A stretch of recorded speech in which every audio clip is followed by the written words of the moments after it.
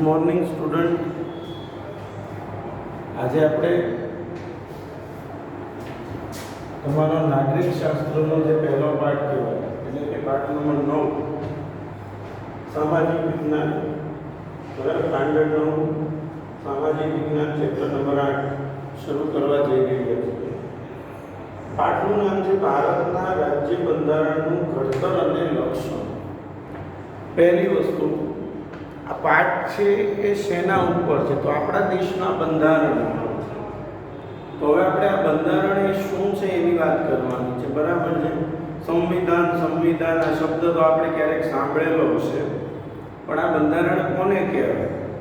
તો હું તમને એક સિમ્પલ સમજૂતી આપું કે જેમ તમે કોઈ જગ્યાએ કોઈ વ્યક્તિ નોકરી કરતો હોય તો એ કંપનીના અમુક નીતિ નિયમો હોય અને નીતિ નિયમો પ્રમાણે જ કંપની પોતાનું કામ કરે. એ નીતિ નિયમોથી બહાર કંપની ના જાય.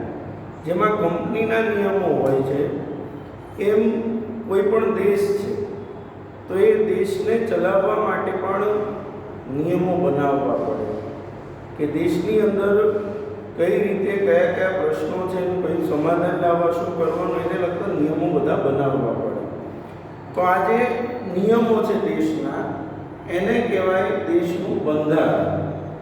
તો હવે આપણે આ બંધારણ તરફ જઈએ છીએ. તો સમજો બધા, બંધારણનો અર્થ, સંવિધાન એટલે શું? પહેલી વસ્તુ તો કોઈ પણ દેશનું શાસન ચલાવવા માટે ઘડવામાં આવેલા નિયમો, કોઈ પણ દેશનું શાસન ચલાવવા માટે ઘડવામાં આવેલા નિયમોના વ્યવસ્થિત સમૂહને કે સંગ્રહને દેશનું બંધારણ કહેવામાં આવે છે. કોઈ પણ દેશનું શાસન ચલાવવા માટે ઘડવામાં આવેલા જે નિયમોનો સમૂહ છે એને શું કહેવામાં આવે છે? દેશનું બંધારણ. એટલે કેવું છે કે તમારે દેશ ચલાવવો છે તો દેશ ચલાવવા માટે જે દેશના નીતિ નિયમો બનાવવામાં આવે છે તેને દેશનું બંધારણ કહેવામાં આવે છે. કોઈ પણ દેશનું શાસન ચલાવવા માટે ઘડવામાં આવેલા નિયમોના સમૂહને કે વ્યવસ્થિત સંગ્રહને દેશનું બંધારણ કહેવામાં આવે છે. હવે આ બંધારણ છે એનું શું મહત્વ છે? પણ પહેલા ફરીવાર કે મેં શું કીધું, કોઈ પણ દેશનું શાસન ચલાવવા કે દેશ છે એને ચલાવવા માટે જે સરકાર દ્વારા જે નિયમો ઘડવામાં આવેલા હોય, બરાબર છે, એ નિયમોના વ્યવસ્થિત સંગ્રહને શું કહેવામાં આવે છે? દેશનું બંધારણ કહેવામાં આવે છે. હવે બંધારણનું મહત્વ આપણે થોડું સમજીએ તો કે બંધારણ છે દેશનો પાયાનો દસ્તાવેજ છે. એ કેમ પાયાનો દસ્તાવેજ છે બંધારણ? તો કે દેશ છે એનું કામ કેવી રીતે કરવું, દેશને કઈ રીતે ચલાવવો, દેશની અંદર શું કરવું ને શું ન કરવું, બરાબર. અને આ બંધારણમાં જે બાબતો લખેલી હોય છે તેના આધારે જ દેશમાં કાયદાઓ ઘડવામાં આવે છે. બંધારણના નિયમો પ્રમાણે જ દેશમાં કાયદા બને. બંધારણની બહાર કોઈ કાયદા બની શકતા નથી. એટલે શું કહે છે કે બંધારણ એ દેશનો પાયાનો દસ્તાવેજ છે. ચોપડીની અંદર દરેકે જોવું પડશે 56મા પેજ ઉપર જો મહત્વની અંદર બંધારણ દેશનો પાયાનો દસ્તાવેજ છે. બંધારણની જોગવાઈઓના આધારે દેશમાં કાયદાઓ ઘડવામાં આવે છે. મેં કીધું ને, કાયદા બને. કાયદા શેના આધારે બને? બંધારણની જોગવાઈઓ. બંધારણ બન્યું દેશનું ત્યારે એમાં જે લખેલું છે એના આધારે દેશમાં કાયદાઓ બનાવવામાં આવે છે. દેશના કાયદાઓ બંધારણને સુસંગત અને બંધારણીય જોગવાઈને આધીન જ હોવા જોઈએ. જો કાયદાઓ છે એ બંધારણને સુસંગત અને બંધારણીય જોગવાઈઓને આધીન હોવા જોઈએ. એટલે કે બંધારણના નીતિ નિયમો પ્રમાણેના જ કાયદાઓ હોવા જોઈએ. બંધારણ કાયદાઓથી સર્વોપરી છે. તો કાયદાથી સર્વોપરી શું છે? બંધારણ છે. એટલે એમ કે તમે આ કાયદો બનાવી દીધો, પણ જો બંધારણમાં એને લગતી બાબત ન હોય તો એ કાયદો રદ પણ થઈ શકે. એટલે બંધારણ એ કાયદા કરતાં પણ ઉપર છે. એટલે બંધારણ એ કાયદાઓથી સર્વોપરી છે. બંધારણમાં સમયાંતરે, હવે તમે સમજી શકો છો, જેમ સમાજ વ્યવસ્થા બદલાય, લોકોની જરૂરિયાતો બદલાય, પરંપરાઓ બદલાય, એમ બંધારણમાં પણ જે જૂની બાબતો છે એના સ્થાને નવી બાબતો પોતાનું સ્થાન ગ્રહણ કરે છે. એટલે એ સુધારા વધારા એમાં કરવા પડે છે. કારણ કે વર્ષો પહેલા આજે બંધારણ બન્યું છે આપણે 1949માં તૈયાર થયેલું અને 50માં અમલમાં આવ્યું. હવે 1950 અને આજે આ 2020 70 વર્ષ, તો 70 વર્ષની અંદર લોકોની આકાંક્ષાઓ, ઈચ્છાઓ, જરૂરિયાતો દરેક વસ્તુ બદલાતી જતી હોય. એટલે જેમ સમય બદલાય એમ બંધારણની અંદર પણ જે નીતિ નિયમો છે બંધારણના, એની અંદર સરકારે કાયદાઓમાં ફેરફારો લાવવા પડે છે. એટલે જો સમયાંતરે બદલાતી જતી લોકોની જરૂરિયાતો, અપેક્ષાઓ, આકાંક્ષાઓ, ઈચ્છાઓ અને લોકોની ઉચ્ચ ભાવનાઓનો પડઘો હોય છે. તેથી જ બંધારણને જીવંત અને મૂળભૂત દસ્તાવેજ કહેવાય છે. આ વિધાન પૂછાય કે બંધારણને જીવંત અને મૂળભૂત દસ્તાવેજ કહેવામાં આવે છે. કેવો દસ્તાવેજ? જીવંત અને મૂળભૂત. કારણ કે આમાં જે લખેલું છે એની અંદર કોઈ છેડછાડ થઈ શકતી નથી. બંધારણને જીવંત અને મૂળભૂત દસ્તાવેજ કહેવામાં આવે છે. બરાબર છે. આવું વિધાન પૂછાય તેનો જવાબ આ લખવાનો કે ભાઈ બંધારણ દેશના પાયાનો દસ્તાવેજ છે. બંધારણની જોગવાઈઓના આધારે દેશમાં કાયદાઓ ઘડવામાં આવે છે. બરાબર છે. સમયાંતરે લોકોની ઈચ્છાઓ, આકાંક્ષાઓ, જરૂરિયાતો બધું બદલાતું જતું હોય છે. આમ લોકોની ઈચ્છાઓ, જરૂરિયાતો, આકાંક્ષાઓ સંતોષવા માટે બંધારણ ખૂબ જરૂરી છે. અને એટલા માટે જ બંધારણ છે દેશનો જીવન અને મૂળભૂત દસ્તાવેજ. આ મૂળભૂત છે, આમાં કોઈ ફેરફારો લાવી શકાતા નથી. મૂળભૂત દસ્તાવેજ કહેવામાં આવે છે. હવે આપણે વાત કરી કે ભાઈ બંધારણ શું છે એની તો વાત કરી. શું કીધું ફરી વાર? કોઈ પણ દેશનું શાસન ચલાવવા માટે ઘડવામાં આવતા નિયમોના વ્યવસ્થિત સંગ્રહને દેશનું બંધારણ કહેવામાં આવે છે. તો હવે આપણે આ બંધારણના ઘડતરની પ્રક્રિયા સમજીએ. ભારત દેશનું જે બંધારણ છે એનું ઘડતર કઈ રીતે થયું? તો બંધારણના ઘડતરની પ્રક્રિયા. હવે યાદ રાખો, ભારતમાં અંગ્રેજોનું શાસન હતું. હવે અંગ્રેજોનું શાસન હોવાથી આપણા દેશની અંદર જે કાયદાઓ ચાલતા હતા એ બધા અંગ્રેજોના બનાવેલા કાયદાઓ હતા. હવે ભારત દેશ ને આઝાદ કરવાનો હતો. ભારત દેશ આઝાદ થઈ રહ્યો હતો. તો જો દેશ આઝાદ થતો હોય તો દેશની અંદર આઝાદી પછીના નિયમો પણ દેશના જ હોવા જોઈએ. વિદેશના નિયમો ચાલે નહીં. એટલે આપણે આપણા દેશના કાયદાઓ, બંધારણ બનાવવું પડે. પરિણામે ભારતને આઝાદી આપવા માટે 25મી માર્ચ 1946ના રોજ 3 સભ્યોનું કેબિનેટ મિશન ઇંગ્લેન્ડથી 3 સભ્યોના કેબિનેટ મિશનને ભારતની આઝાદીનો મુસદ્દો તૈયાર કરવા મોકલવામાં આવ્યો કે ભાઈ ભારતને આઝાદી કઈ રીતે આપવાની છે એનો આખો મુસદ્દો તૈયાર કરવા માટે ભારતના કેબિનેટ મિશનને બરાબર ભારતની આઝાદીનો ઉકેલ શોધવાનું કાર્ય સોંપવામાં આવ્યું. હવે આ કેબિનેટ મિશન ભારત આવ્યું. બરાબર છે. અને ભારતને આઝાદી કેવી રીતે આપવાની છે એની ચર્ચાઓ શરૂ થઈ. હવે દેશ આઝાદ થવાનો હતો. અત્યાર સુધી કાયદાઓ કોના હતા? અંગ્રેજોના હતા. એટલે હવે એ કાયદાઓમાં શું લાવવો પડે? એમાં તો બદલાવ. કારણ કે એમનું શાસન હતું એટલે એમના કાયદાઓ હતા. પણ હવે ભારત આઝાદ થઈ રહ્યો હતો તો આપણા દેશના કાયદાઓ ઘડવાની વાત હતી. તો હવે કાયદાઓ જ્યારે ઘડવાની વાત હતી ભારત દેશના, તો ભારતના કાયદાઓ ઘડવા, બંધારણના ઘડતરનું માળખું ઘડવા માટે, આપણા દેશને આઝાદ કરવા બંધારણના ઘડતરનું માળખું ઘડવા માટે બંધારણ સભાની રચના કરવામાં આવી. બરાબર છે. એક કમિટી બનાવી, આખી સભા. એને શું તૈયાર કરવાનું હતું? ભારતનું બંધારણ ઘડવાની કામગીરી સોંપવામાં આવી. એટલે ભારતનું બંધારણ ઘડવા માટે શેની રચના કરવામાં આવી?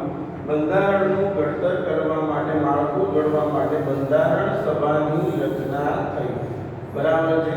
અને કઈ તારીખે કેબિનેટ મિશન આવ્યું તો ભારતમાં 25 માર્ચ 1946. અને બંધારણના ઘડતરનું માળખું ઘડવા બંધારણ સભાની રચના થઈ. બરાબર છે.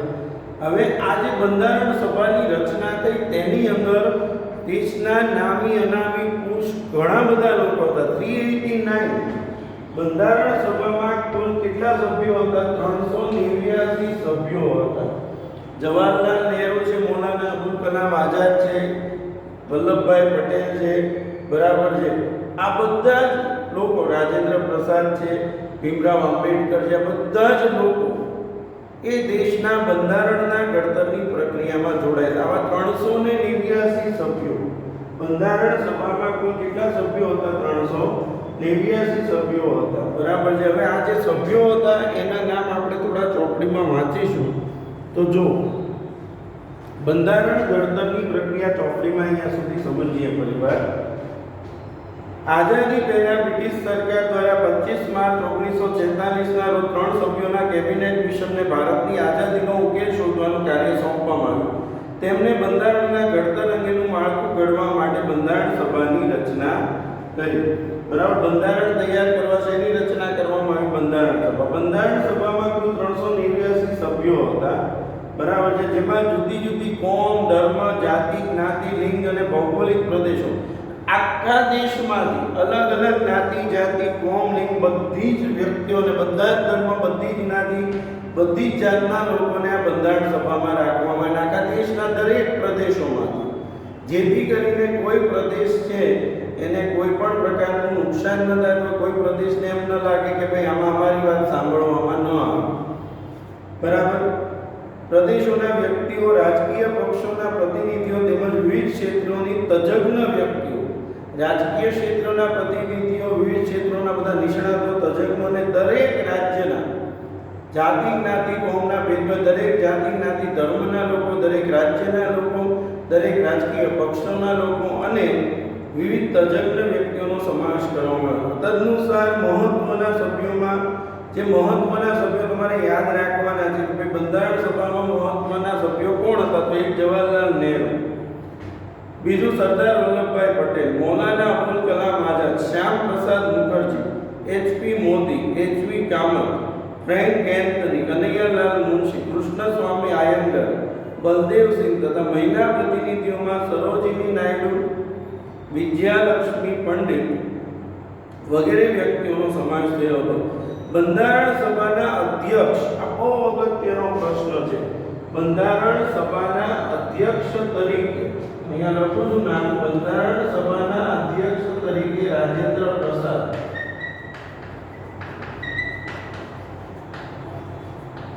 આજે આખી સભા હતી બંધારણ સભામાં, એના અધ્યક્ષ તરીકે ડોક્ટર રાજેન્દ્ર પ્રસાદ.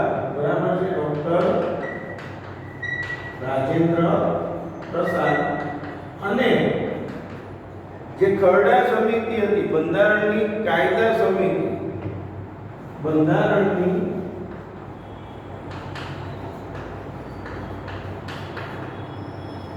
એટલે કાયદા સમિતિ, આ કાયદા સમિતિ જે છે એના અધ્યક્ષ ડોક્ટર ભીમરાવ આંબેડકર.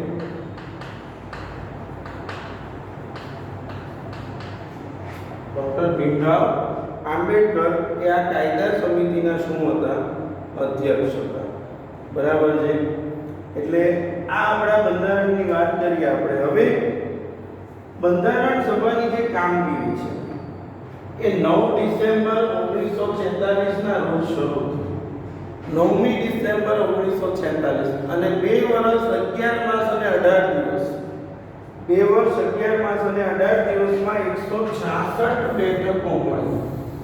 2 વર્ષ 11 માસ અને 18 દિવસમાં કુલ કેટલી બેઠકો મળી? 166 વખત આ બધા 389 પ્રતિનિધિઓ દેશની અંદર બંધારણ ઘડવા માટે ભેગા થયા. એટલે તમે સમજી શકો છો કે આપણું બંધારણ બનાવવામાં કેટલો લાંબો સમય ગયો હતો. 2 વર્ષ 11 માસ અને 18 દિવસ. બરાબર. 26મી નવેમ્બર 1949 ના રોજ બંધારણ સભામાં બંધારણ પસાર થયું. 26 નવેમ્બર 1949 ના રોજ આખું બંધારણ તૈયાર થઈ ગયું અને આ જે સભા હતી, સમિતિ હતી, એને મંજૂર કર્યો કે ના ભાઈ આ બરાબર છે, આ ભારતનું સંવિધાન છે, એને લોકોએ પસાર કર્યું. અને કાયદાનું સ્વરૂપ 26 જાન્યુઆરી 1950 ના રોજ આપ્યું. ક્યારે બન્યું? 26 નવેમ્બર 1949 ના રોજ બંધારણ સભામાં બંધારણ પસાર થયું અને કાયદાનું સ્વરૂપ એને ક્યારે આપવામાં આવ્યું? 26મી જાન્યુઆરી 1950 ના રોજ તેનો અમલ શરૂ થયો.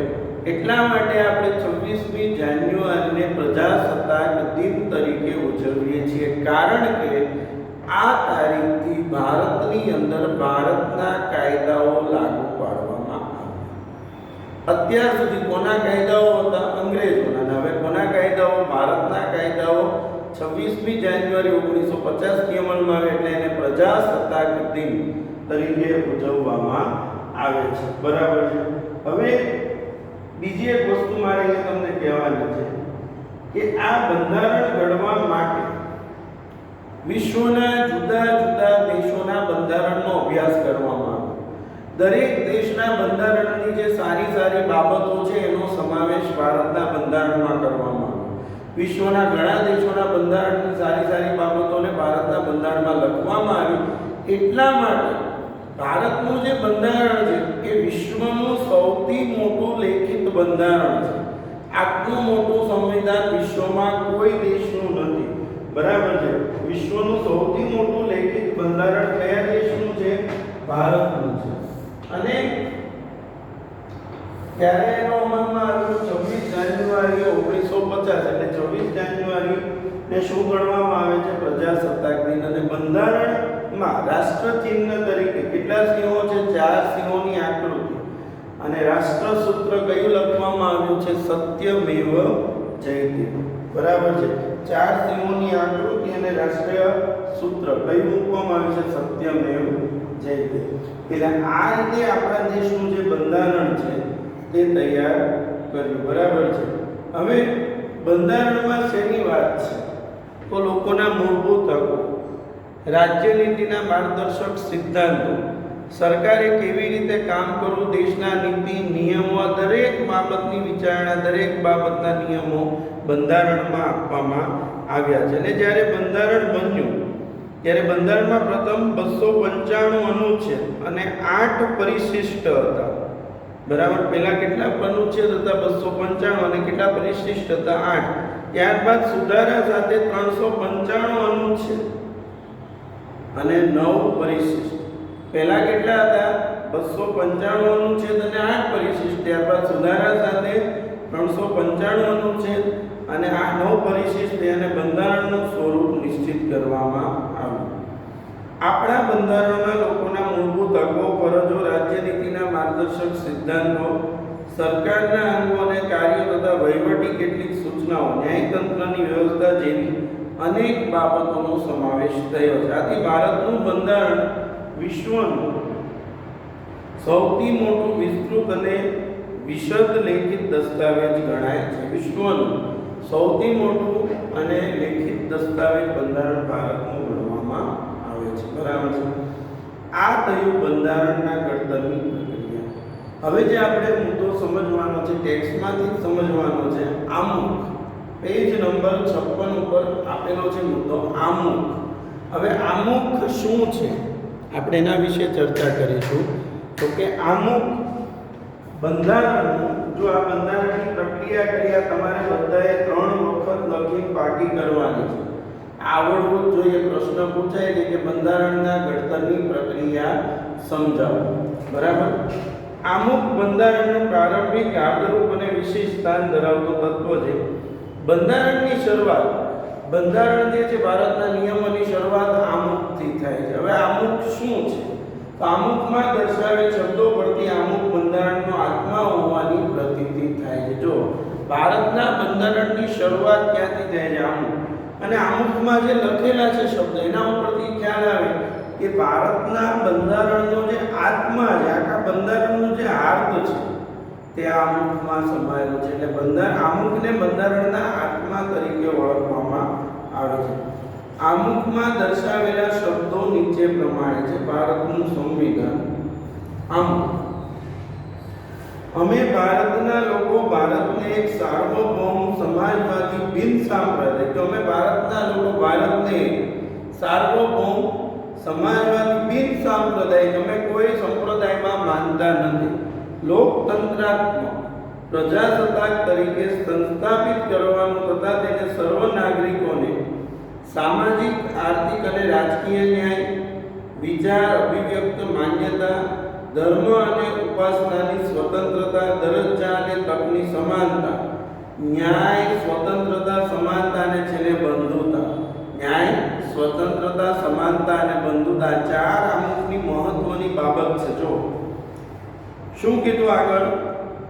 માન્યતા, ધર્મ અને ઉપાસનાની સ્વતંત્રતા, દરજ્જા અને તકની સમાનતા પ્રાપ્ત થાય તેમ કરવાનું કે ભાઈ દરેક વ્યક્તિને સમાન ન્યાય મળે, દરેક વ્યક્તિને સ્વતંત્રતા મળે અને દરેક વ્યક્તિ સમાનતાથી રહે અને દરેક ભાઈચારાથી રહે, એટલે કે બંધુતા, બરાબર છે, તેમ કરવાનું અને તેઓ સર્વમાં વ્યક્તિનું ગૌરવ અને રાષ્ટ્રની એકતા અને અખંડતા સુદૃઢ કરે એવી બંધુતા વિકસાવવાનો ગંભીરતાપૂર્વક સંકલ્પ કરીને અમારી સંવિધાન સભામાં 26 નવેમ્બર 1949 માગશર સુદ સાતમ વિક્રમ સંવત 2006 ના રોજ આથી આ સંવિધાન અપનાવી તેને અધિનિયમિત કરી અમને પોતાની જાતને અર્પિત કરીએ છીએ કે ભાઈ આ રીતે અમે સ્વતંત્રતા, સમાનતા, બંધુતા અને ન્યાય, દેશના કોઈ વ્યક્તિ સાથે કોઈ ભેદભાવ કરવામાં આવશે નહીં. દેશ સાંપ્રદાયિક છે, સમાજવાદી છે,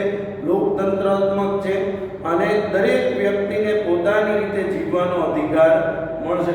એ રીતે અમે એનો સ્વીકાર કરીએ છીએ. કઈ તારીખે?